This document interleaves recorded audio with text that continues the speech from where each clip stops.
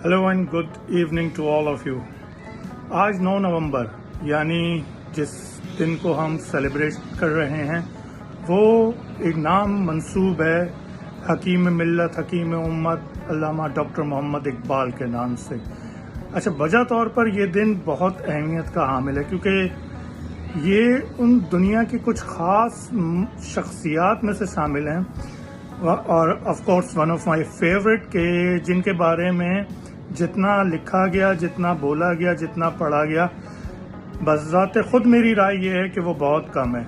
बहुत कुछ अभी इन पे तहकीक होना बाकी है, बहुत कुछ इनके बारे में पढ़ना, सुनना, समझना बाकी है।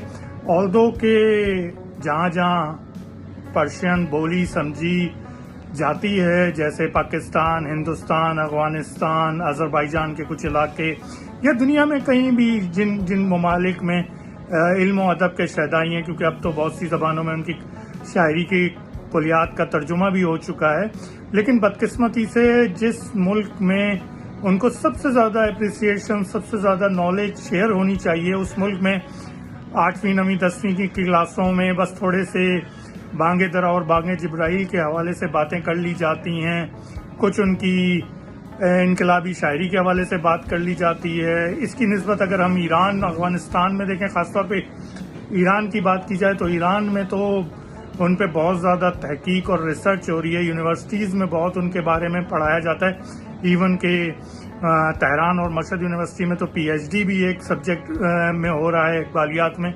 और उनके नाम पे खराज अकीदत और खराज तहसीन पेश करने के लिए मेट्रो स्टेशंस के भी नाम है, बस स्टॉप के भी नाम है, इवन रोड्स के भी नाम है। लेकिन हमारे मुल्क में बदकिस्मती ये है कि कुछ भी नहीं उनके बारे में पढ़ाया जाता। सिर्फ चंद सवालात, चंद शायरी के तहकीक और तर्जुमे कर दिए जाते हैं। ये नहीं बताया जाता कि अल्लामा मोहम्मद इकबाल इतनी बड़ी शख्सियत बने कैसे। नो डाउट बहुत चीज़ें बाय बर्थ होती हैं, वो भी एक क्वालिटी होगी, लेकिन उनकी माँ का किरदार क्या था, किस तरह उनकी तरबियत की, बाप कितने बाहैसियत मुसलमान स्ट्रिक्ट थे, बाहैसियत मिलनसार कितने थे, लोगों में उनका अखलाक क्या था, सियालकोट के इलाके में उनकी वैल्यू क्या थी, ये सब चीज़ें बिल्कुल अभी पोशीदा हैं जिनके बारे में तहकीक होना बाकी है। लोगों को बताया जाना चाहिए। मैंने जहाँ तक पढ़ा, जहाँ तक सुना, जहाँ तक समझा और जहाँ तक देखा, नो डाउट कि वो शख्सियत बजा तौर पर उनको इस वक्त का, इस सदी का बहुत बड़ा उनको नाम है। उनको खराज अकीदत पेश करना भी चाहिए।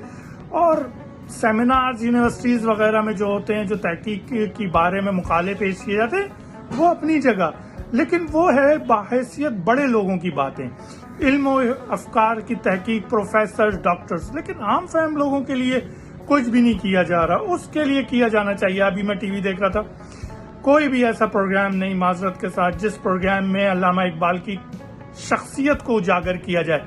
शायरी की बातें की जाती है, शायरी तो दुनिया उनकी रिकग्नाइज करती है। वो यहाँ तक पहुंचे कैसे, बुनियादी तालीम हासिल की, स्कूल गए, स्कूल में उनके टीचर ने किस कदर उन पे मेहनत की, उस टीचर का किरदार पोशीदा है, माँ का किरदार पोशीदा है, बाप का किरदार पोशीदा है। फिर कॉलेज में आए, फिर डिग्री ली, बैरिस्ट्रेट की डिग्री ली, वकालत की, इंडिया से निकले, UK गए, UK में अपने किरदार से क्या क्या किया, फिर वापस आए, फिर किस तरह उनके दिल पे क्या क्या गुजरी, जो उन्होंने लोगों के साथ बातें शेयर की और फिर शायरी में उसको कन्वर्ट किया।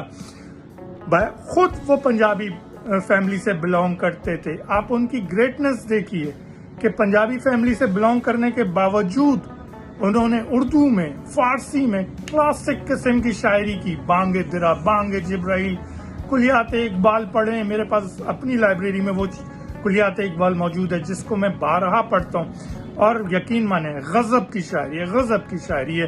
एक होता है अशार, एक होता है अफकार, एक होता है ऊपर से आमद।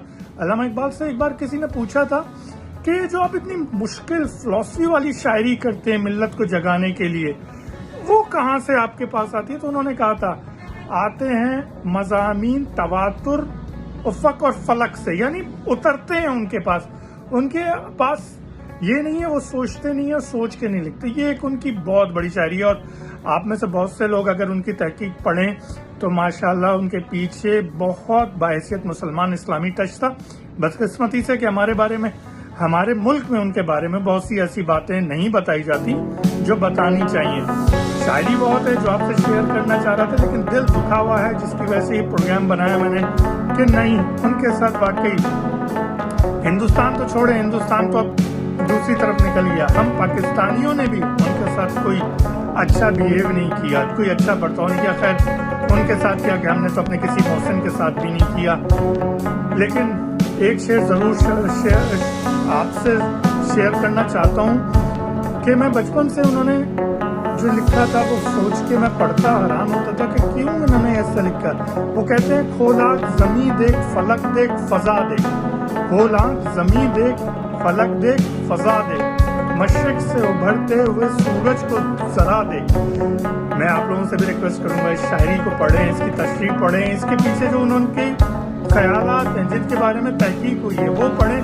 آپ کو بہت لطف آئے گا کہ ڈاکٹر محمد اقبال جو بجا طور پر ڈاکٹر کہلانے کے لائق تھے، حکیم ملت کہلانے کے لائق تھے، حکمت ان کے پاس کیا تھی جس کی وجہ سے ان کو حکمت کا، حکیم کا بھی سند ملی. آپ لوگوں سے ریکویسٹ ہے خالی دن نہ منائیں، کچھ اس کے بارے میں تھوڑی سی افکار پڑھیں، کچھ ان کی تحقیق پڑھیں، کچھ ان کی ریسرچ پڑھیں، کچھ ان کی پیدائش سے لے کر سوانح حیات پڑھیں، بہت مزہ آئے گا.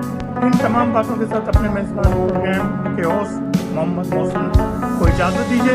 ٹل دین نیکسٹ ٹائم اپنا بہت سارا خیال رکھیے گا، اسی طرح خوش رہیے، خوشیاں بانٹے، سکون کا باعث بنے لوگوں سے. اب اجازت دیجیے. والسلام علیکم and take very good care of you. اللہ حافظ.